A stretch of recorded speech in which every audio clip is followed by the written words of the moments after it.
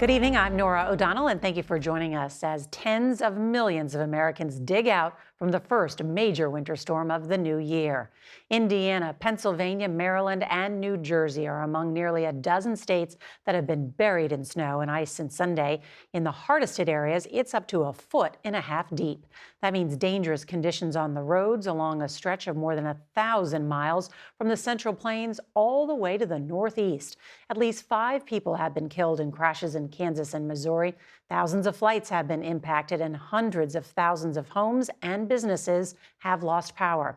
We have a team of reporters covering the widespread impacts, beginning with CBS News meteorologist Rob Marciano, who's on the National Mall in an area better known for cherry blossoms, but looks different tonight. Good evening, Rob.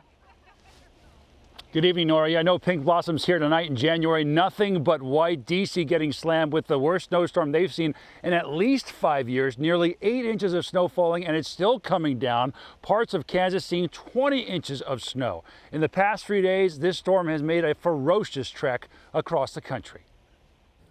Over 1/2 foot of winter white quickly piling up in the nation's capital. A city that averages just over 18 inches of snow a year. So its relatively small fleet of plows is struggling to keep the roads clear. Work crews using smaller scale tactics to move the snow, power sweepers and leaf blowers on sidewalks. And lots of hand shovelers like T. McKeevy, one of many workers hired to help for the day. It's kind of tough. I wish I had a snow blower. Allison Gitlin is a federal employee using her snow day as a rare DC ski day. Even the giant pandas at the National Zoo are getting in on the fun. This is the same system that buried parts of the Midwest over the weekend, hitting Kansas City, Missouri with its biggest blizzard in 3 decades. And the storm is still making a mess on the highways, stranding drivers and stalling tractor trailers. I'm Manuel Bojorquez, traveling north along I-65 in Kentucky, where conditions go from bad to worse the closer you get to Louisville. Along the outskirts of the city, we drove past emergency crews on the scene of a car that slid off the road and ended up on its side. The icy conditions captured by one person who rolled down their car window only to reveal a sheet of ice. The concern is a thick enough coating could bring down branches, leading to power outages. Louisville saw the most snow on a single day in 25 years Sunday, with 9 inches. More fell today as people tried to dig out.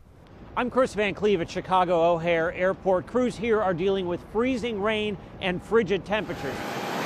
That is causing delays across the board here, in part because every single airplane has to be de-iced. In other parts of the Midwest, all the way out to the Northeast, airports are being impacted from this storm. In many places, it's digging out from or being hammered by snow. That means thousands of delays and cancellations today alone. And this is going to be a challenging week as another storm is set to move through. Rob? We do have another one coming. An update from Reagan National. They are shutting down the runways there tonight to clear the snow so that they don't have things refreeze on the airfield in the morning, because that's what's going to happen. And we'll see temperatures dropping tonight. Take a look at some of these numbers across really the eastern 2/3 of the country. It's going to feel like 13 degrees in Louisville. It can feel like -5 in Kansas City. And this will settle down into the south come Wednesday and Thursday, which is bad news with the next system that's coming into Texas on Thursday. Dallas may get a little bit of snow with this. Little Rock back into Nashville, Louisville, more snow heading towards Ohio on Friday. Then where it goes from there, we're not quite sure yet, but one thing is for sure, tens of millions of Americans are going to feel problems with this yet again. Norah? That is quite a forecast. The only people celebrating, those kids who've got school canceled again for tomorrow. Rob Marciano, thank you so much.